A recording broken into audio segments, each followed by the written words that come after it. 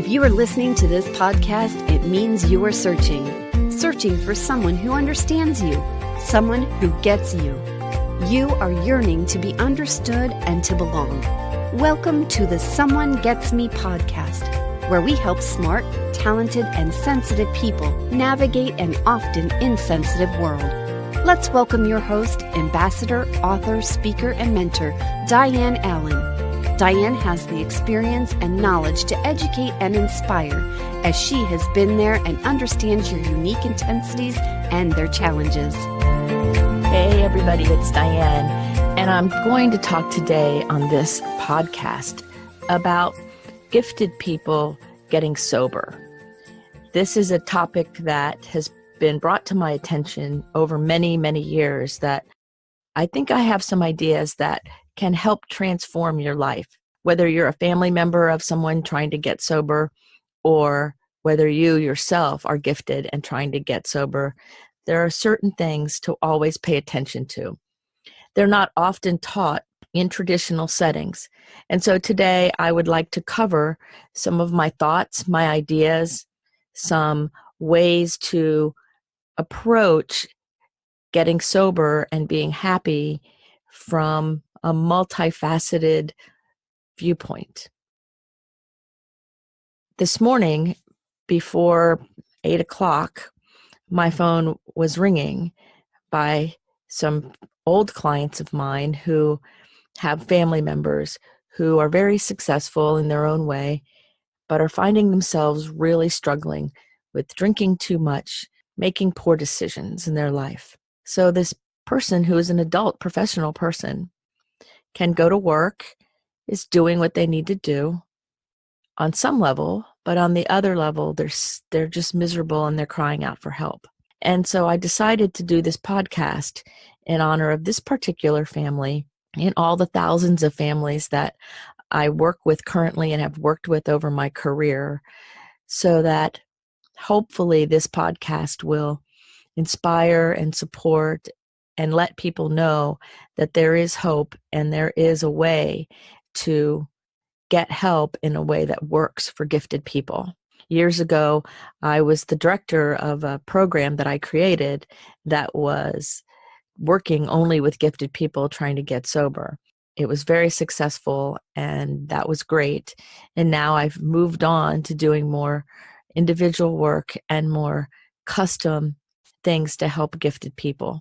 So first, let me give you some definitions in the way I operate and look at things. First of all, for me, the word sober is not just about not drinking or not doing drugs. It's about having sober mind, being able to think, being able to plan, being able to remember things, feeling calm most of the time so you're not agitated and alienating others. So if you're not sober, you're usually agitated, forgetful, having a difficulty in some area of your life. Often it's work or family, one or the other, and then as it progresses, it gets worse. So you can be impaired or intoxicated, if you will, from too much caffeine, from overeating, where you eat so much it shuts you down, right? You can be impaired and intoxicated from the adrenaline rush of fear or anger or pride or control. So being sober of mind means being present and being aware and acting from the inside out. So those are my definitions to start with. Now the word recovery, people say, well, get into recovery. Well, for me, recovery means to feel better.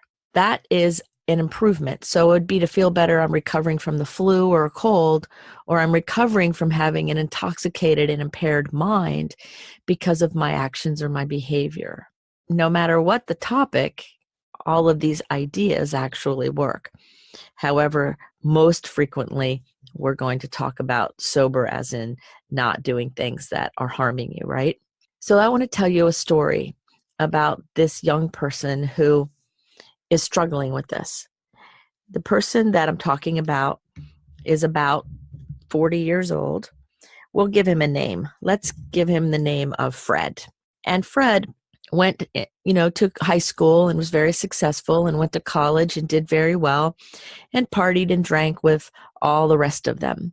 And that's what a lot of people do. And it doesn't seem like there's something really wrong with it, except for the fact that about 10% of the people doing that are not only harming their life then, but they usually turn into alcoholics or addicts. About 10%, they say. But what also happens when somebody is overusing mood-altering chemicals during their young years, like their late teens, what we find out is that there's lasting brain difficulty and things that arrest some development that have to be caught up on. So there's lots of factors, not to mention kidneys and liver and the body.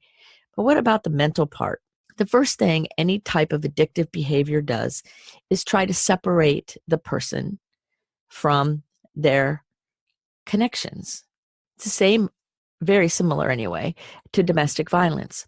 So Fred, going to college, having fun, partying and playing, sooner or later started distancing himself from his more gifted intellectual peers who were moving into graduate school and focusing forward.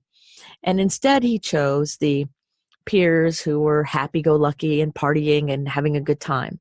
Now he enjoyed that part of it, but he also realized his mental stimulation and the great conversations that his more gifted friends were having with him were getting less and less.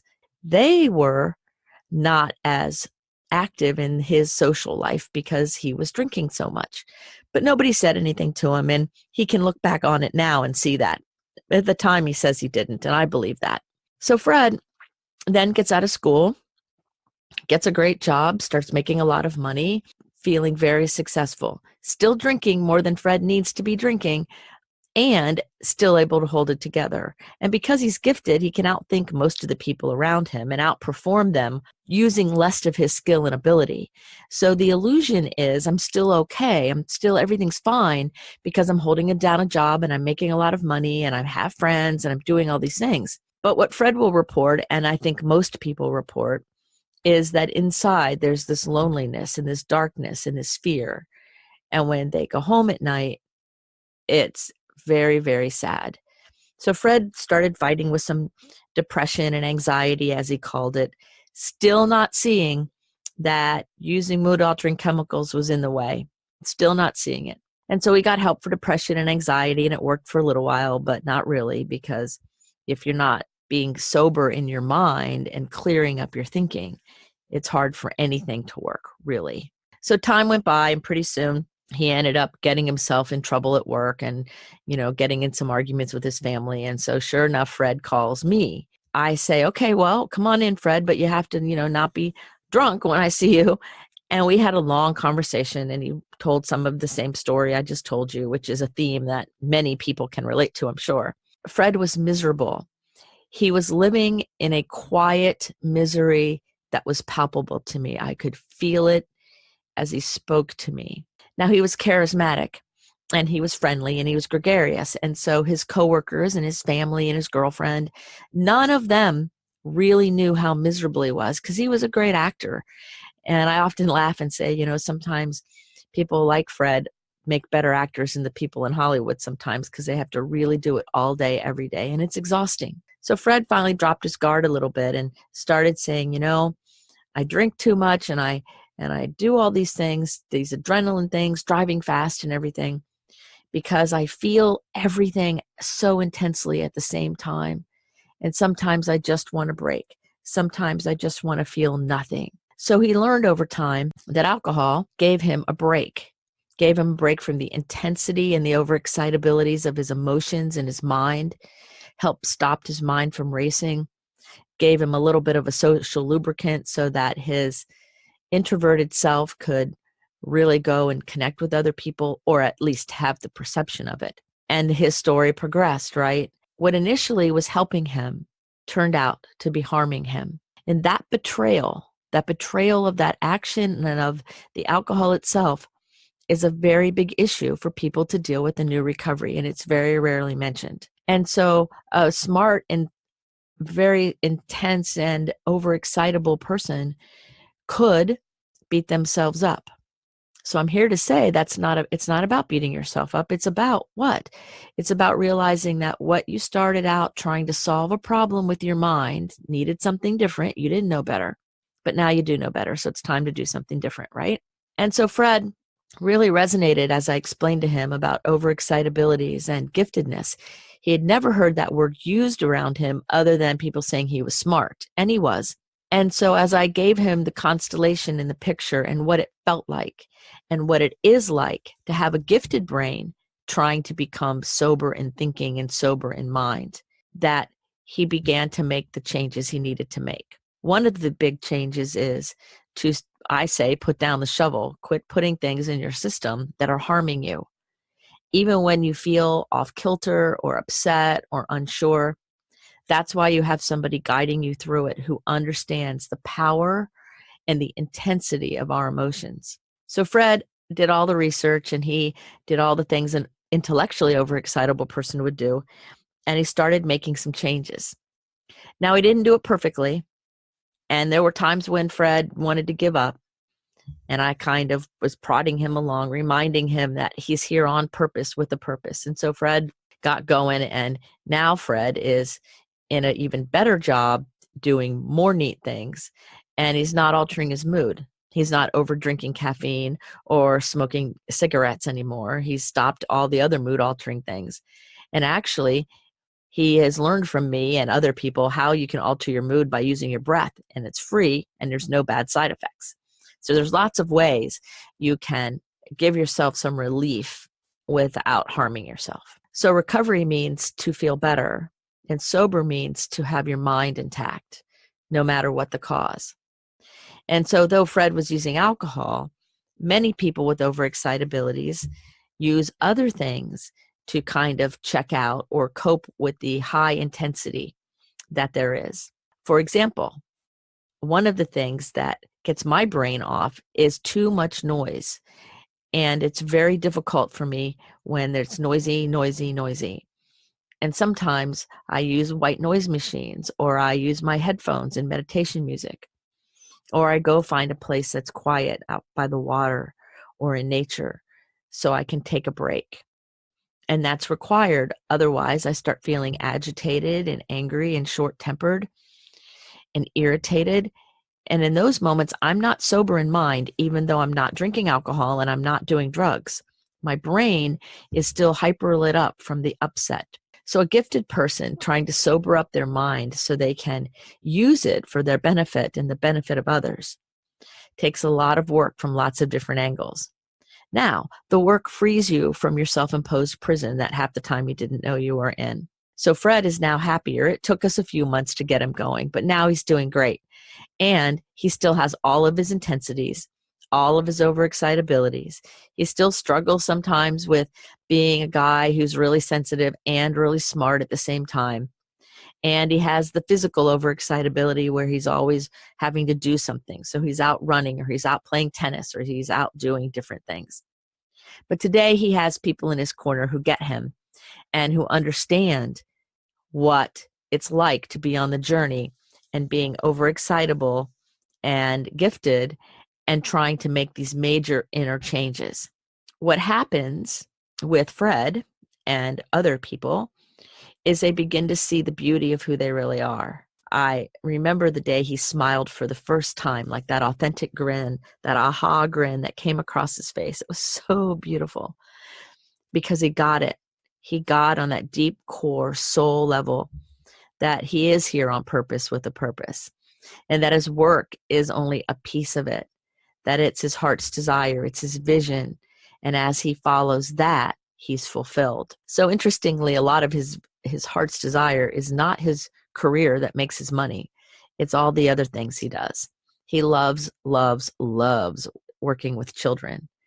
So now he's coaching a soccer team, and he's helping out at the local children's hospital, and he's doing things to connect with children and young people and inspire them in a way that brings them joy and fulfills him. And then he goes to work during the week and does his corporate kind of work, knowing that he has a well-rounded ability to be fulfilled. So that's the story of Fred. And I wonder what your story is about trying to have a sober mind, because too much anxiety or fear make us intoxicated by those neurochemicals. So it's not just about alcohol or drugs. It's about the inner chemistry. Are you sober in your mind? So I'm hoping that this episode has given a little bit of light on the bigger picture of having a sober mind. And so now I'd like to share a little bit about different things I teach people and different actions that you could take for yourself, or maybe share with somebody who's trying to get their mind a little bit more focused in a way that's healthy. See, being hyper-focused is the other extreme. That's not healthy either. So one of the things that I teach everybody is to make sure you're breathing. Now, you've heard that on other episodes from me, is to breathe, and you've probably heard it lots of other places. But yet still, when I say to people, really, no, take really long, deep breaths. Air is your friend. That's right, air is your friend. If all of us took a big, deep breath all at the same time, there'd still be more air. It's necessary for our life. And too often, I have clients who get out of breath because they're forgetting to breathe while they're doing whatever the exciting thing is they're doing. So they cheapen their experience, they harm their body for not having enough oxygen, and they make everything harder because they forget to breathe.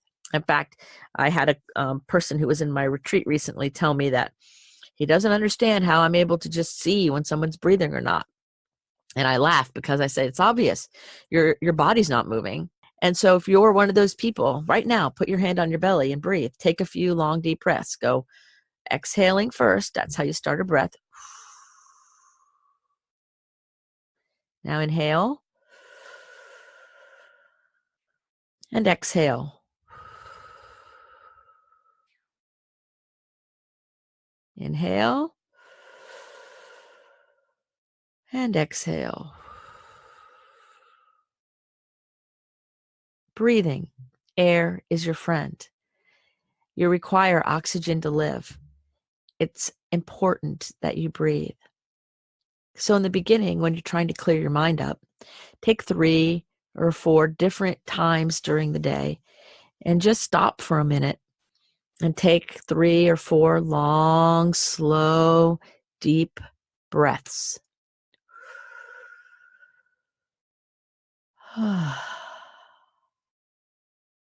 And allow your body to settle just a minute.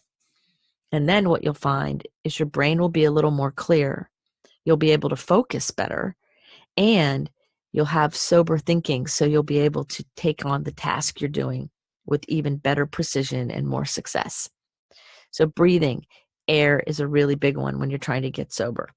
The second big thing is to really look at what you're putting in your body. Like, a lot of people think, well, it's okay to drink a lot of caffeine to make up for it, or it's okay to eat a lot of sugar because I'm craving sugar. Well, it's true you're probably craving sugar, but that's because of a protein deficiency, not a sugar deficiency, first of all. And second of all, white sugar turns into chlorine in your liver, and it follows the same pathways cocaine does. So that's bad.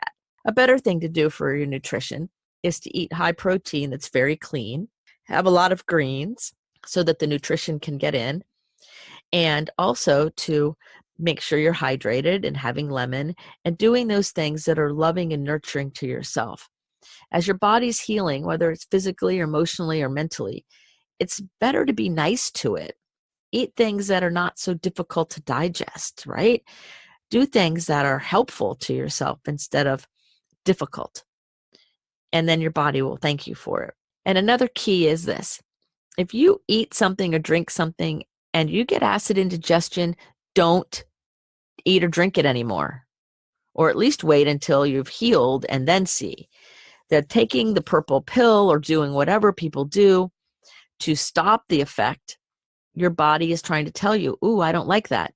So listen to it, okay? Now, there are some herbs you can use to help settle your stomach, but it doesn't make it okay to keep eating and keep drinking things that are harming you. Not if you want to live, not if you want to be recover person who's happy and joyful. You have to want to live, right? And one of the other big suggestions I have is to spend time in quiet nature every day, whether you're hugging a tree or enjoying the sun or the moon or just being outside. Reconnecting with earth, putting your bare feet on the earth, or breathing in the beauty of the sunrise or the sunset, or just going outside and listening to the birds, or better yet, planting a garden so you're digging in the earth. All of those things bring you back to you, because running up into your head and trying to figure everything out and moving fast works against you. It's much more effective to have a complete experience of life where your body and your mind and your emotions and your spirit all get fed every day. So sometimes just being in nature that extra time really pays off. Then what I would suggest doing is have somebody in your corner, people to talk to and people that you can relate to. So find other gifted people who are trying to make changes in their lives. Find people who are spiritually aligned with you. Find somebody like myself who's a gifted mentor who can show you and ask you the right questions. Where a mentor is somebody who has the knowledge and experience, but also can ask good questions and help you expand your opportunities. So doing things like that, seeking solution, those things will really help you. And last but not least, love yourself. Really love yourself. Have a lot of compassion for yourself. And the compassion is for that great adventure of being human. You've been on a long road like we all have, and we're just walking each other home. So it's okay to struggle. It's okay to know not what to do. It's okay to try to sort it all out. And you're not alone. There's lots of people on the road with you.